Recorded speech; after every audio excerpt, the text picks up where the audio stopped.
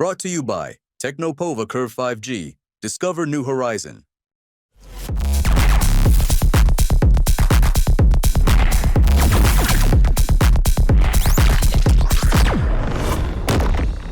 क्या डीओटी के आदेश के बाद फिर से चमक जाएगी बीएसएनएल और एमटीएनएल की किस्मत? क्या अब हर सरकारी ऑफिस में सरकारी इंटरनेट सेवा बीएसएनएल और एमटीएनएल का ही इस्तेमाल किया जाएगा? क्या अब सरकार पूरी तरह से प्राइवेट कंपनियों को नजरअंदाज करने का मन बना रही है? और क्या ये सब सिर्फ सरकारी डेटा को सुरक्षित करने के नाम पर हो रहा है? ये वो सभी सवाल हैं जो डीओटी के बीएसएनएल और एमटीएनएल को लेकर सभी राज्य सरकारों को लिखे एक लेटर के बाद उठे हैं। डीओटी की तरफ से सभी राज्य सरकारों को लिखे पत्र ने सभी प्राइवेट कंपनीज की चिंता बढ़ा दी है। तो चलिए बताते हैं आपको डिपार्टमेंट ऑफ टेलीकम्युनिकेशन के उस लेटर के बारे में जिसमें बीएसएनएल और एमटीएनएल को लेकर कुछ खास हिदायतें दी गई हैं। Hello and welcome to money 9, मैं हूं मीनू शर्मा। दरअसल हाल ही में डीओटी ने देश की सभी राज्य सरकारों और केंद्र शासित प्रदेशों को एक पत्र लिखकर बीएसएनएल और एमटीएनएल की सेवाओं को प्राथमिकता के आधार पर इस्तेमाल करने को कहा है। डिपार्टमेंट ऑफ टेलीकम्युनिकेशन का कहना है कि सभी राज्य सरकारें अपने सभी कामों के लिए, खासकर इंटरनेट, ब्रॉडबैंड, लैंडलाइन और लीज लाइन के लिए बीएसएनएल और एमटीएनएल की ही सेवाओं का इस्तेमाल करें।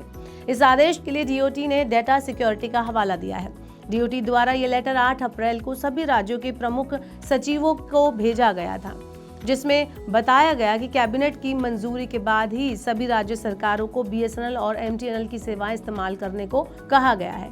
डीओटी के इस फरमान से सभी प्राइवेट कंपनियों की चिंता बढ़ गई है। भारत के टेलीकॉम सेक्टर में लगभग 92% हिस्सेदारी प्राइवेट कंपनियों के हाथों में है। ऐसे में सभी सरकारी डिपार्टमेंट में बीएसएनएल और एमटीएनएल का इस्तेमाल वोडाफोन आइडिया, एयरटेल और रिलायंस जियो के मार्जिन पर बड़ा असर डाल सकता है।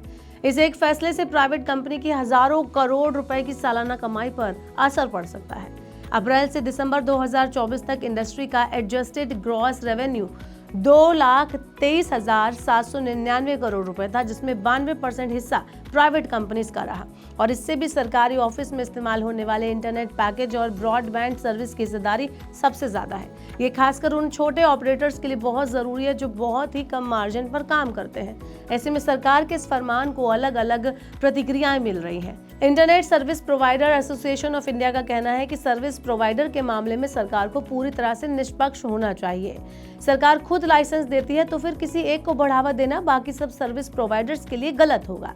टेलीकॉम इंडस्ट्री एक्सपर्ट्स भी मानते हैं कि बीएसएनएल और एमटीएनएल को डीओटी से अलग करके एक इंडिपेंडेंट कंपनी इसलिए ही बनाया गया था कि सरकार खुद एक साथ रेगुलेटर और सर्विस प्रोवाइडर ना बने।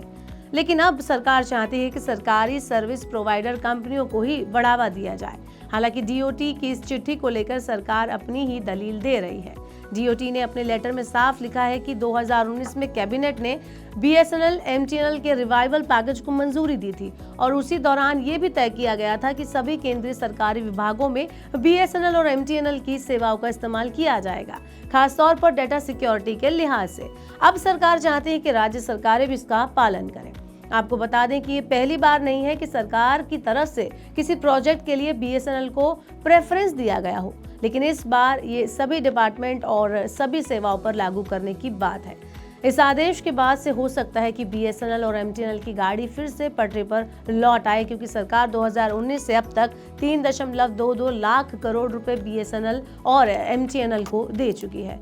आपको बता दें कि सरकार के दिए गए इस फंड का इस्तेमाल बीएसएनएल ने 4G नेटवर्क के रोल आउट, ट्रांसमिशन नेटवर्क और ऑप्टिकल फाइबर विस्तार के लिए किया है। यही वजह है कि कंपनी 2007-8 के बाद पहली बार मुनाफे में आई।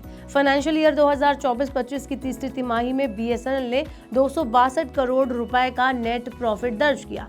लेकिन सवाल फिर से वहीं खड़ा होता है कि अगर सरकार बीएसएनएल को अपने फंड से मजबूत कर रही है और फिर खुद ही उसे प्रेफरेंस दे रही है, तो क्या इससे वोडाफोन आइडिया, जियो और एयरटेल जैसी कंपनीज को झटका नहीं लगेगा? हालांकि एक्सपर्ट्स का कहना है कि अगर बीएसएनएल एमटीएनएल को वाकई मजबूती देनी है तो उन्हें फेयर मार्केट में प्राइवेट कंपनीज की तरह ही बिना स्पेशल ट्रीटमेंट के मुकाबला करना होगा।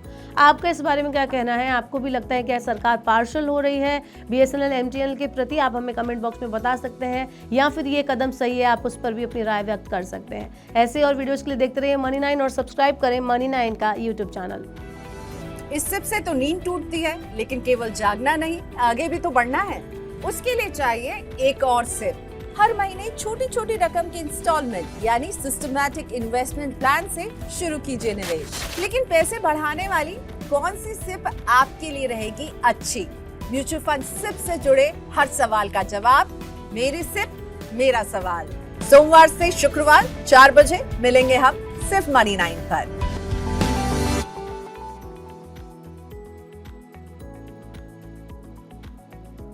Brought to you by Technopova Curve 5G. Discover new horizon.